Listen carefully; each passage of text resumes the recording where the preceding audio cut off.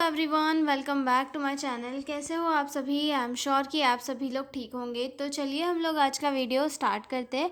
इस वीडियो में हम लोग एक 5 नंबर का क्वेश्चन डिस्कस करने वाले हैं, सेलुलर अडेप्टेशन वाला क्वेश्चन। ठीक है, ये काफ़ी इंपॉर्टेंट है और प्रीवियस ईयर के क्वेश्चन पेपर में पूछा भी गया था। तो हम लोग जो है इसे बहुत ही सिंपल और ईजी लैंग्वेज में पढ़ेंगे। तो चलिए स्टार्ट करते हैं। ठीक है, तो सबसे पहले तो ये देखते हैं कि सेलुलर अडेप्टेशन होता क्या है। ठीक है, सेलुलर अडेप्टेशन का मतलब होता है कि जो बॉडी की सेल्स होती है या फिर जो टिश्यूज़ होते हैं, वो जब उन पर कोई इंजरी हो जाती है या फिर स्ट्रेस होता है या फिर इन्वायरमेंटल चेंज के कारण अगर उन पर कोई इफ़ेक्ट पड़ रहा है, तो वो जो सेल्स होती है वो अपने आप में चेंजेस ला लेती है। ठीक है, मतलब कि सेल्स जो है अपने साइज़ में या फिर अपने जो नंबर है उनमें चेंजेस लाती है ताकि वो सर्वाइव कर सके। मतलब सर्वाइव करने के लिए जो सेल्स होती है वो कुछ चीज़ों को अडाप्ट करती है। इसमें उनके नंबर्स का चेंज होना या फिर उनके स्ट्रक्चर का चेंज होना इंक्लूड होता है। तो इसी प्रोसेस को क्या कहा जाता है? सेलुलर अडेप्टेशन कहा जाता है। ठीक है,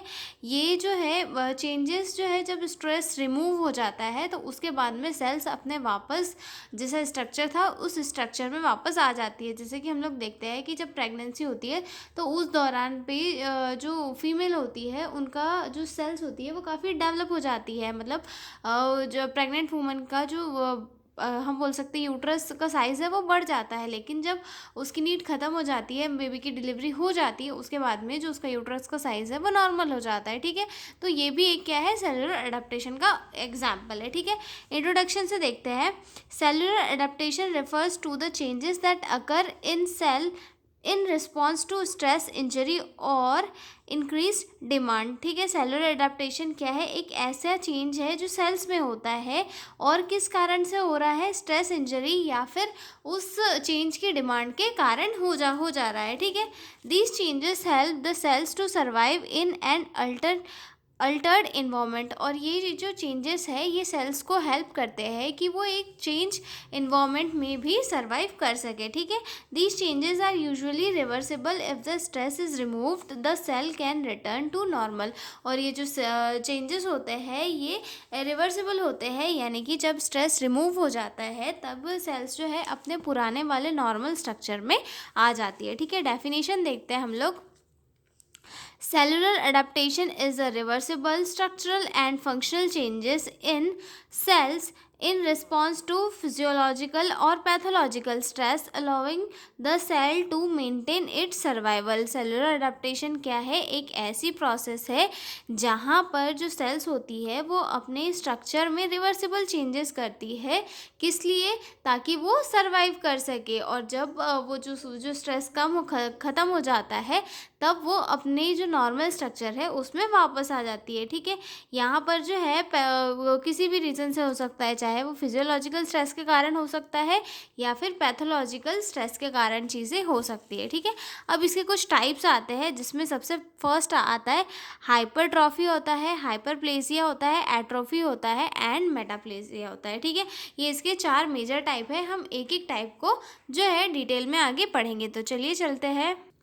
सबसे फर्स्ट टाइप है इसका हाइपरट्रॉफी। ठीक है, हाइपरट्रॉफी में क्या होता है कि जो सेल का साइज़ होता है उसमें हमें जो है इंक्रीमेंट देखने के लिए मिलता है। जो सेल का साइज़ है वो इनलार्ज हो जाता है, increase in the size of cell resulting in enlargement of the organ, जिसके कारण क्या होता है? ऑर्गन में इनलार्जमेंट हमें देखने के लिए मिल सकती है। ठीक है, the number of cells remains the same, only cell size increases. और यहाँ पर क्या होता है कि जो सेल का जो नंबर है, मतलब जो सेल की काउंटिंग है वो सेम रहती है, लेकिन सेल का जो साइज़ है वो हमें बड़ा देखने के लिए मिल सकता है। ठीक है, अब किस रीज़न से हो रहा है? ये वर्कलोड के कारण या फिर हार्मोनल स्टिमुलेशन के कारण हो रहा है। ठीक है, अगर इसका एक एग्जांपल बताऊँ कि मतलब कोई जो जिम वगैरह जाता है तो उनकी सेल्स कैसे इनलार्ज हो जाती है। ठीक है, तो वहाँ पर क्या होता है? स्ट्रेस के कारण या ओवर एक्सरसाइज के कारण क्या होता है? हाइपरट्रॉफी होती है, जिसके कारण जो सेल्स होती है सेल्स का साइज बढ़ जाता है। ठीक है, for example enlargement of skeletal muscle due to exercise, enlargement of uterus during pregnancy. और ये क्या है? प्रेगनेंसी के दौरान भी जो सेल्स का साइज है वो बढ़ जाता है। ठीक है, तो फर्स्ट टाइप समझ में आ गया, हाइपरट्रॉफी। अब सेकंड टाइप देखेंगे हम लोग, हाइपरप्लेसिया। ठीक है, हाइपरप्लेसिया क्या है? हाइपरप्लेसिया की कंडीशन में जो है सेल्स के नंबर्स में हमें इनलार्जमेंट देखने के लिए मिल सकती है, मतलब सेल्स के जो नंबर है वो बढ़ जाते हैं। ठीक है, increase in the number of cells leading to enlargement of the organ. ठीक है, मतलब कि ऑर्गन होता है वहाँ पे सेल्स के नंबर्स में हमें इनलार्जमेंट देखने के लिए मिल जाती है। ठीक है, ये जो है मेजरली हम एग्जांपल के लिए अगर देखें तो इसमें जो है प्यूबर्टी के टाइम पे देखने के लिए मिल सकता है। जो फीमेल की प्यूबर्टी आती है तो उस टाइम उनके उसके ब्रेस्ट में इन्लार्जमेंट देखने के लिए मिलती है। ठीक है, इंडोमेट्रियम थिक होना स्टार्ट कर जाती है और जो उसका मेंस्ट्रुअल साइकिल है वो स्टार्ट हो जाता है। ठीक है, और वाउंड हीलिंग के टाइम पे भी जो है न्यू सेल्स का फॉर्मेशन होता है, ये भी हाइपरप्लेसिया के अंदर होता है। ठीक है, इसके कॉजेज क्या क्या हो सकते हैं? हार्मोनल स्टिमुलेशन, जैसे कि हमने प्यूबर्टी के टाइम वाला देखा। ठीक है, ग्रोथ फैक्टर या फिर कुछ क्रोनिक फैक्टर हो सकते हैं। ठीक है, for example breast enlargement at puberty, endometrial hyperplasia and wound healing. Okay, अब इसमें जो है टाइप्स, इसके भी दो टाइप आते हैं, एक तो फिजियोलॉजिकल आता है और दूसरा आता है पैथोलॉजिकल। ठीक है, अब ये जो फर्स्ट आता है फिजियोलॉजिकल, ये एक नॉर्मल कंडीशन होती है और ये जो पैथोलॉजिकल आता है ये एबनॉर्मल कंडीशन होती है। फिजियोलॉजिकल जैसे कि नॉर्मल सेल्स का ग्रोथ होना, जहाँ पर चोट लग है वहाँ पे सेल्स ग्रोथ हो रही है। ठीक है, और पैथोलॉजिकल एबनॉर्मल मतलब कैंसरस सेल्स का डेवलप होना भी हम लोग एक तरीके से मान सकते हैं। ठीक है, तो ये दूसरा पॉइंट देख लिया हमने हाइपरप्लेसिया। हम आगे चलते हैं तीसरे वाले टाइप के ऊपर, जिसमें थर्ड टाइप आता है एट्रोफी। ठीक है, एट्रोफी यानी कि जो सेल का जो साइज है और नंबर है उनमें कमी आना, उनका साइज डिक्रीज होना, नंबर में डिक्रीज होना, leading to reduced organ size, क्योंकि ऑर्गन का जो साइज है वो कम हो रहा है। जैसे कि जो है मतलब कोई ब्रेन फ्रैक्चर हो गया है या फिर ओल्ड एज हो गई, जिसकी वजह से क्या हो रहा है, श्रिंक हो रही है बॉडी, तो वहाँ पर क्या हो रही है, सेल्स अपनी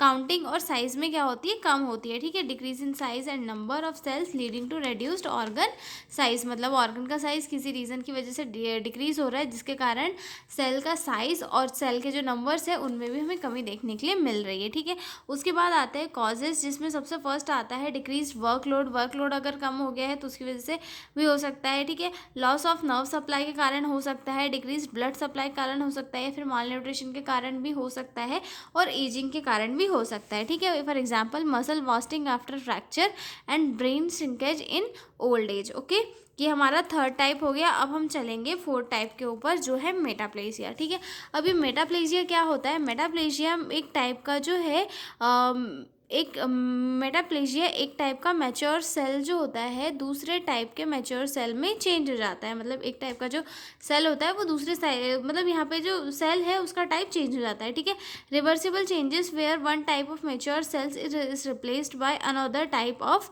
मैच्योर सेल्स। मतलब ये जो है एक बॉडी का प्रोटेक्टिव मैकेनिज्म होता है, जहाँ पर एक टाइप का जो सेल है मैच्योर सेल, वो दूसरे अदर टाइप के मैच्योर सेल में क्या हो जाता है, चेंज हो जाता है। जैसे कि फॉर एग्जांपल के लिए स्मोकर्स में नॉर्मल रेस्पिरेटरी एपिथेलियम चेंज होकर जो है स्क्वेमस एपिथेलियम बन जाता है, ताकि उसे जो है स्मोक से आने वाले धुएं से प्रोटेक्ट कर सके। ठीक है, अगर इरिटेशन जो है बहुत लॉन्ग टाइम तक रहेगी तो मेटाप्लेसिया कैंसर में कन्वर्ट होने के चांसेस भी हो जाते हैं। मतलब जो स्मोक बहुत लंबे टाइम से कर रहा है तो वहाँ पर मेटाप्लेसिया के ये जो है कैंसर में कन्वर्ट होने के चांसेस होते हैं। ठीक है, और ये एक टाइप का जो है प्रोटेक्टिव मैकेनिज्म होता है जो हमारी बॉडी खुद से करती है। ठीक है, फॉर एग्जांपल के लिए chronic irritation, smoking and vitamin A deficiency के कारण हमें देखने के लिए मिल सकता है। जैसे कि example in smoker normal respiratory epithelium changes to squamous epithelium. Okay, तो ये हो चुका है हमारा क्वेश्चन कंप्लीट। यहाँ पर कौन सा क्वेश्चन कंप्लीट हो गया है, सेलुलर अडेप्टेशन वाला। काफ़ी सिंपल क्वेश्चन था और हमने बहुत ही इजी और सिंपल लैंग्वेज में डिस्कस किया। अब हम मिलेंगे अगले वीडियो में एक नए क्वेश्चन के साथ, और अगर आपको इसके PDF नोट्स चाहिए हो तो डिस्क्रिप्शन में मेरा मेल दिया हुआ है, आप उस पर कॉन्टैक्ट करके PDF नोट्स ले सकते हो। ठीक है, तो मिलते हैं अगले वीडियो में, तब तक के लिए बाय बाय।